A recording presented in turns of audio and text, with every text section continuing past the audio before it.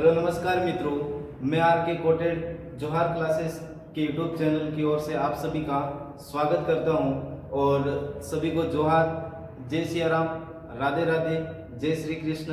और आप सभी का दिल खोलकर इस सेशन में स्वागत है। और हमारी जो राजस्थान की प्रमुख लोक देवियाँ चल रही थी, जिसमें आज जो है वो लोक देवियाँ समाप्त होने वाली है। और मैंने बोर्ड पर पूरा लिख दिया है कि राजस्थान की ऐसी कौन सी लोक देवियाँ है जो किसी न किसी राजवंश की कुल देवी मानी जाती है। ये एक बहुत इंपॉर्टेंट सेशन है, ध्यान रखना बहुत इंपॉर्टेंट है, क्योंकि अधिकतर एग्जाम में हम कंफ्यूज हो जाते हैं कौन सी माता थे कौन सी माता थे। इसीलिए मैंने एक बोर्ड पर लिख दिया पूरा, और राजवंश का नाम भी लिख दिया है और कौन सी माता कहाँ पर स्थित है।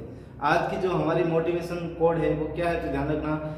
हमें हराने निकली है जिंदगी, जरा कमर कस लेना, अंगारों से खेलकर बड़ा हुआ हूँ, मुकाबला थोड़ा लंबा चलेगा, मुकाबला थोड़ा लंबा चलेगा, ध्यान रखना।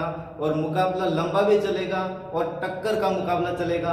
और आप लोगों को भी हार माननी ही नहीं है, अपनी मेहनत के बलबूते पर अपने लक्ष्य तक पहुंचना है। तो चलो आज जो है हम राजस्थान की प्रमुख लोक देवियों को खत्म करते हैं और कल एक नया टॉपिक स्टार्ट करेंगे राजस्थान के प्रमुख दुर्गों से।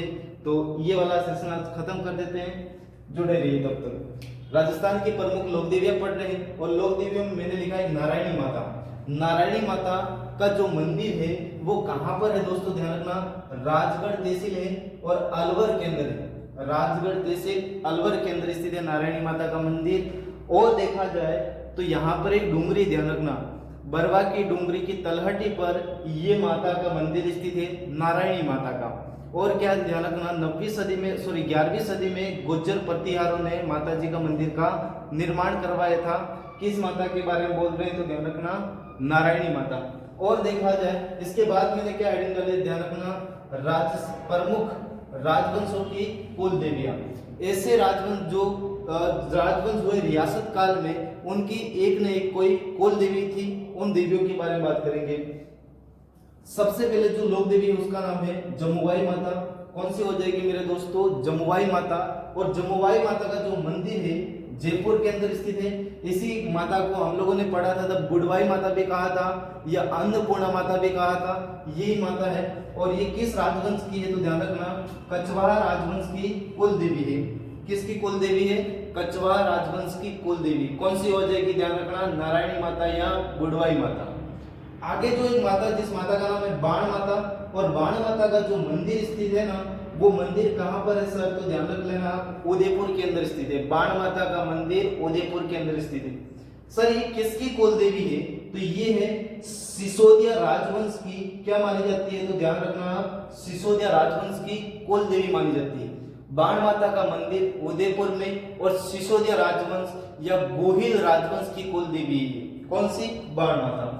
आगे जो लोक देवी शाकंभरी माता, और शाकंभरी माता के बारे में भी हम लोगों ने पढ़ा था, साग सब्जी वाली देवी, ऐसा हम लोगों ने पढ़ा था। और शाकंभरी माता का जो मंदिर है सांबर झील के किनारे स्थित है। और किसकी है, तो ध्यान रखना, सपाद लक्ष्य चौहानों की ये कुल देवी है। ऐसी कौन सी देवी हमारी, तो वो है शाकंभरी माता, मंदिर सांबर जयपुर के अंदर हो जाएगा।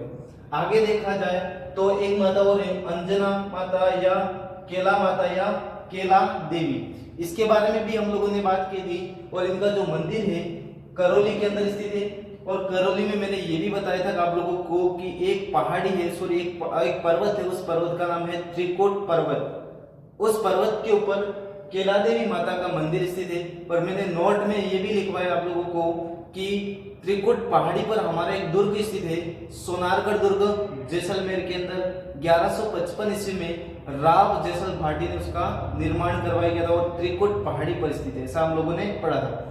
इसके बाद ये भी बताया था सर्वाधिक बुर्जों वाला दुर्ग है वो कौन सा हो जाएगा हमारा, सोनारगढ़ दुर्ग।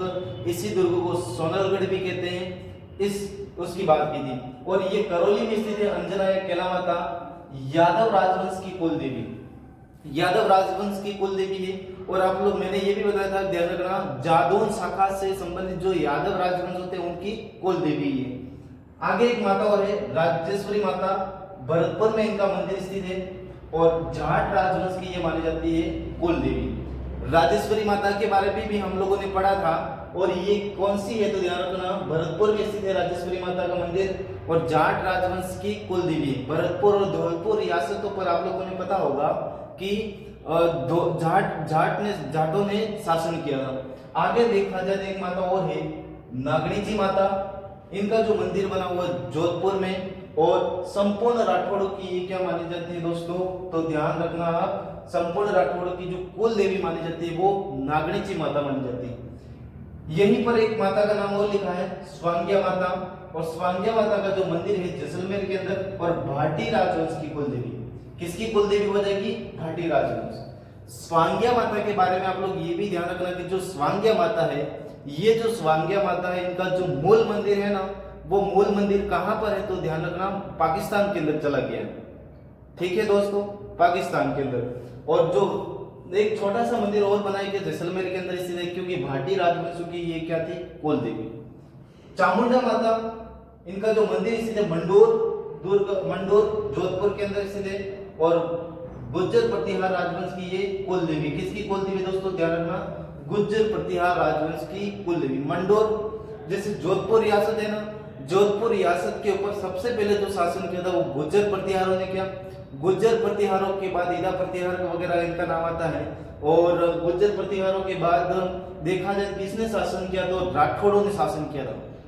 याद रहेगा, राठौड़ों ने शासन किया था। इसके बाद जो माता ये चामुंडा माता किसकी हो जाएगी, गुज्जर प्रतिहार राजवंश की कुल देवी। आगे एक माता है ज्वाला माता, और ज्वाला माता का जो मंदिर है जोबनेर जयपुर के अंदर स्थित है, खंगारतों की कुल देवी है। ज्वाला माता हमारी खंगारतों की कुल देवी हो जाएगी। और इसके बाद दूसरी माता है शिला माता। शिला माता का जो मंदिर है वो जयपुर के अंदर स्थित है, और कछवाहा राजवंश की आराध्य देवी शिला माता क्या हो जाएगी, कछवाहा राजवंश की आराध्य देवी। इसके बाद एक माता और है करणी माता। करणी माता का जो मंदिर है वो कहां पर स्थित हो जाएगा, ध्यान रखना, सॉरी यहाँ पर करणी माता में जयपुर लिख दिया। करणी माता का जो मंदिर है देशनोक बीकानेर के अंदर, देशनोक बीकानेर के अंदर किसका माता का मंदिर हो जाएगा, ध्यान रखना, करणी माता का मंदिर हो जाएगा। बीकानेर के राठौड़ों की आराध्य देवी मानी जाती है। क्या मानी जाती है, बीकानेर के राठौड़ों की आराध्य देवी। ऐसा हम लोगों ने करणी माता के बारे में विस्तार से आपको अध्ययन करवाया। ठीक है, इसके बाद जीण माता। जीण माता के बारे में मैंने आप लोगों को कहानी भी सुनाई थी, और ये सीकर में इनका मंदिर स्थित है। सीकर के अंदर रेवासा आप लोगों ने पढ़ा होगा। और चौहानों की कुल देवी मानी जाती है, हमारी कौन सी माता है, वो है चौहानों की कुल देवी जीण माता। आशापुरा माता, आशापुरा माता का जो मंदिर है जालोर, और जालोर की सोनगरा चौहानों की ये आराध्य देवी मानी जाती है। क्या मानी जाती है दोस्तों, आराध्य देवी। ठीक है, इसके बाद देखा जाए तो हम लोगों ने इसके बारे में जीण माता के बारे में बात की थी। एक बात आप लोग ध्यान रखना कि जीण माता को दुर्गा का अवतार माना जाता है। किसका अवतार माना जाता है दोस्तों, दुर्गा का अवतार। और नोट में आप वो लिखना कि नोट में क्या लिखोगे दोस्तों, तो ध्यान रखना, आप लिखोगे नव दुर्गा का अवतार किसको माना जाता है, तो वो हमारी हो जाएगी नव दुर्गा का अवतार। वो हमारी कौन सी माता है, तो ध्यान रखना दोस्तों, वो है आई माता। आई माता का मंदिर बिलाड़ा जोधपुर में हो जाएगा। कहां पर हो जाएगा, बिलाड़ा जोधपुर। ये 2-3 माता का नाम याद रखना। और आज का सेशन यहीं तक है। कल हम क्या करेंगे, दुर्ग के बारे में पढ़ने वाले हैं। और आप सब तैयार रहना, क्लास को लाइक करना, शेयर जरूर करना, और सभी को धन्यवाद और थैंक यू। मिलेंगे दूसरे वीडियो के साथ में।